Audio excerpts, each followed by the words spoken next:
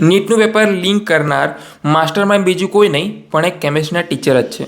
તેનું નામ પીવી કુલકર્ણી છે, જે સીબીઆઈના કેસનો કથિત માસ્ટરમાઇન્ડ ગણવામાં આવ્યો છે. કુલકર્ણી મૂળ મહારાષ્ટ્રના લાતુરનો છે.